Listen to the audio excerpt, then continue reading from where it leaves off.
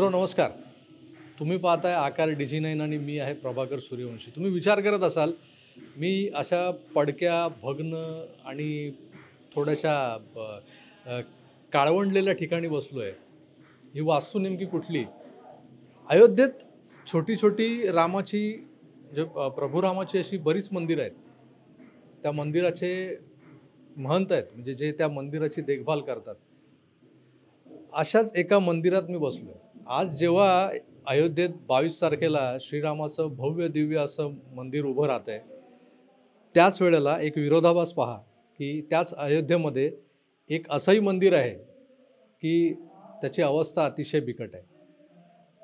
राम जानकी मंदिर अयोध्येत आहे, अगदी हाकेच्या अंतरावर आहे. जे मंदिर बनतं आहे नवीन, त्या मंदिरापासून हाकेच्या अंतरावर आहे आणि त्या मंदिराचे महंत जगनायक दास, महंत जगनायक दास माझ्यासोबत आहेत. यांच्याबद्दल मी काय सांगावं, तर मला आठवतं आहे की ज्या कार सेवा होत होत्या, हे मंदिर निर्माणाधीन होण्याआधी तो जो वादग्रस्त बाबरीचा ढाचा होता, तो तोडणं जे गरजेचं होतं, तो जो कलंक होता हिंदू धर्मावरती, तो कलंक मिटवणं जे गरजेचं होतं, तो कलंक मिटवण्यासाठी जे प्रयत्न झाले, प्रत्येक हिंदू आपली सेवा रुजू करत होता प्रभू रामाच्या चरणी. त्या सेवेला कारसेवा म्हटलं जायचं आणि त्या कारसेवकांपैकी एक ज्येष्ठ कारसेवक महंत जगनायक दास माझ्यासोबत आहेत आणि त्यांच्या या गढीमध्ये मी बसलो आहे. बाहेर मंदिर आहे. तुमच्या कानावरती भजनाचे सूरही पडत असतील. इथे आता भजन सुरू आहे. त्यानंतर भंडारा होणार आहे. हे एवढं सगळं जे होतं आहे, जे मंदिरात शास्त्रशुद्ध पद्धतीनं हिंदूंच्या मंदिरात होतं, ते इथे होतं आहे. पण हे मंदिर दुर्लक्षित का, याबद्दल मला विशेषत्वाने विचारायचं आहे महंत जगनायक दास यांना. महंत जी नमस्कार, जय श्री राम. मैं आपसे पूछना चाहूँगा, ये मैंने आया तो मैंने देखा ये सब, मतलब जिस तरह से भव्य मंदिर निर्माण हो रहा है प्रभु श्री राम का एक तरफ, और वहाँ से कुछ ही किलोमीटर, 1-2 किलोमीटर, 1.5 किलोमीटर के अंतराल पे ये आपका मंदिर है. वो भी राम का मंदिर है, ये भी राम का मंदिर है. आज वो जिस भव्य स्वरूप में बन रहा है, उसे देख के आंखें चौंध जाती है लोगों की, और यहाँ आके आँखों में आंसू आने से बाकी है. जो अवस्था है देखी मैंने. ये ऐसा क्यों होता है हमेशा? मतलब ये दुनिया जो है ना, वो दोनों पलड़े कभी समान नहीं दिखे. किसी में सुख है, किसी में दुख है, और ये असमान तत्व जो है वो ही इंसान को आगे लेके जाता है. मगर ये असमानता जो है वो मानव के लिए ठीक है, ये भगवान के लिए असमानता जो है वो मेरे समझ में नहीं आई. मुझे आपसे पूछना है, मैंने जैसे मेरे इंट्रो में कहा, ये मराठी में मैंने इंट्रो दिया था आपके बारे में, तो उसमें मैंने बताया हमारे प्रेक्षकों को कि कार सेवा आपने की थी, जितनी बार हुई. मैं आपको पूछूंगा कि ये कार सेवा का जो जुनून था उस वक्त 80 के उत्तरार्ध में और 90 के शुरुआती दौर में, तो वो कार सेवा जो कर रहे थे, जो कार सेवक थे, उनके मन में कौन सी बात होती थी कि जिसकी वजह से वो अपनी जान की परवाह भी नहीं करते हुए ये सब इस आग में झोंक देते थे अपने आप को? भगवान राम को समर्पण थे वो लोग, जो है समर्पित थे, और उनके अंदर एक आस्था थी, जो है जिज्ञासा थी, भगवान के प्रति लगाव था, जुनून था जो है कि मंदिर भगवान का है, भव्य बने. आज तो सारे लोग जो है आ रहे हैं, एक से एक आ रहे हैं. उस समय जो बहुत आस्थावान थे, जिनके अंदर भगवान के प्रति बहुत आस्था थी, वही लोग आते थे कार सेवा में.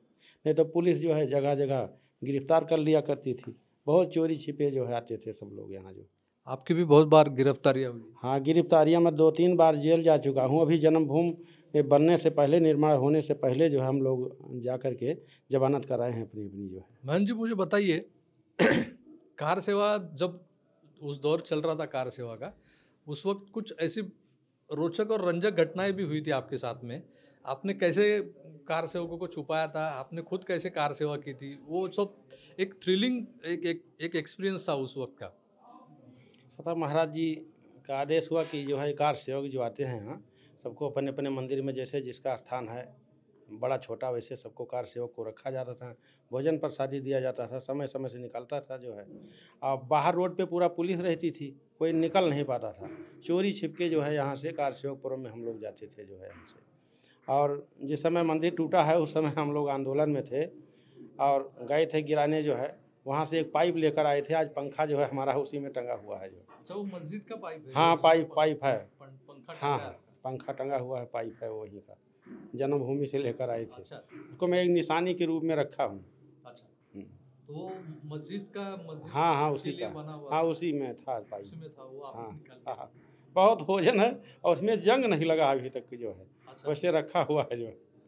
आपके बारे में भी बहुत कुछ कार सेवा की रोचक कहानी है। आपने भी कहीं कहीं से छलांग लगाई? हाँ छलांग लगाई, अब यहाँ से सब पूरा जाम हो जाता था, तो यहाँ नाव चलती है जो है सरजू जी में, हाँ। तो फिर नाव के सहारा जो है कहीं छुपे लोग रहते थे तो उनको नाव से इस पार से उस पार किया जाता था।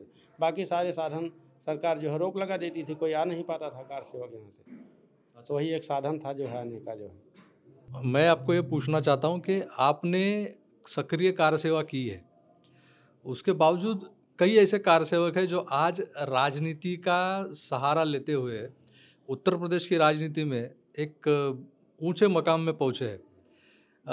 कार सेवक वो भले उत्तर प्रदेश का हो या हमारे जैसे महाराष्ट्र से आए हुए लोग हो, कार सेवकों को एक इज्जत दी जाती है हमेशा, हिंदुओं के दिल में तो वो इज्जत है ही, मगर कई ऐसे कार सेवक हैं जो राजनीतिक क्षेत्र में बहुत ही ऊंचे मकाम पे पहुंच गए। आपका जो कार्य था, जो मैंने सुना है, तो उसके हिसाब से आपको ऐसी संधि मिली नहीं, मौका मिला नहीं, या आपने सामने मौका देखते हुए भी उस तरफ जाना नहीं चाहा? हम लोगों ने राजनीति नहीं किया जो इसमें, भगवान के प्रति हम लोग जो है व्यवस्थित थे, जो है भगवान को समर्पण जो है भावना से देखते थे। और हमने कोई जो है ऐसा कभी अपेक्षा नहीं किया कि कुछ हमको मिले, या जो भी आता है भगवान की सेवा में करते रहते हैं। मगर महंत जी, मुझे एक बताइए कि आपने अपेक्षा नहीं की, मगर जिस तरह से आपकी इस गढ़ी में जो रामलल्ला है, प्रभु श्री राम है, इनकी अवस्था जो है, वो आपको लगता नहीं कि यहाँ भी कुछ अच्छा खासा एक मंदिर बन जाए?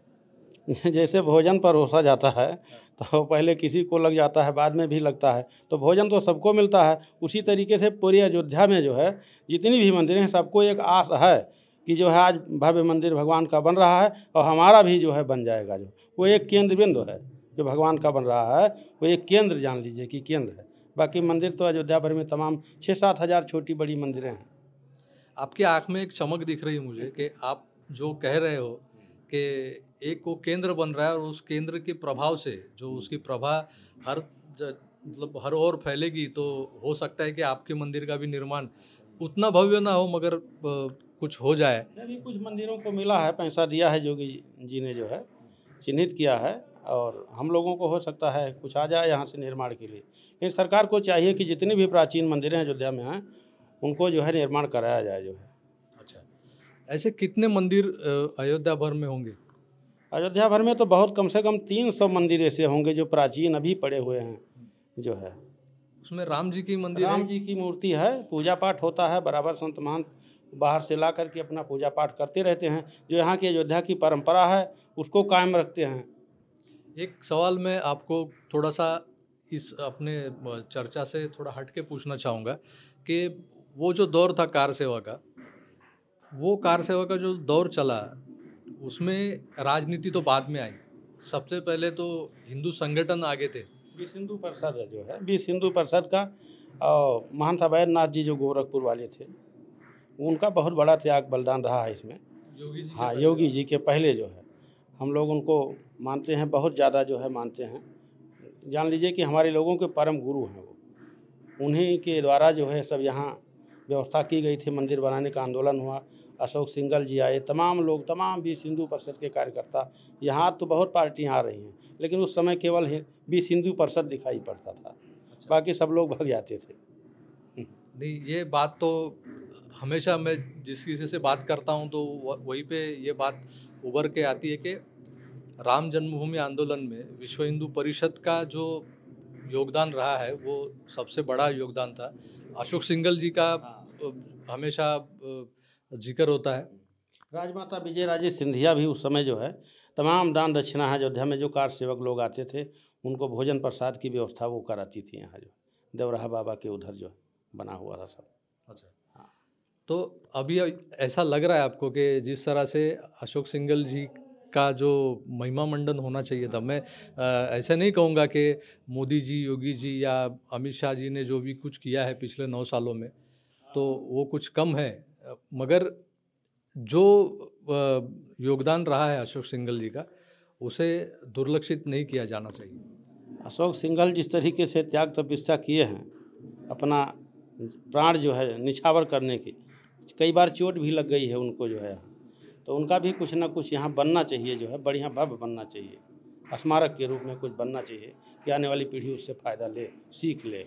परमहंस जी महाराज जी थे वो, और ये जो है अशोक सिंघल जी, ये लोग बैठ करके आपस में यही बातचीत किया करते थे, और बाहर से कार सेवक लोग आते थे, पूरा भोजन प्रसाद का व्यवस्था सब वहीं से होता था, वहीं से आंदोलन जो है शुरू होता था।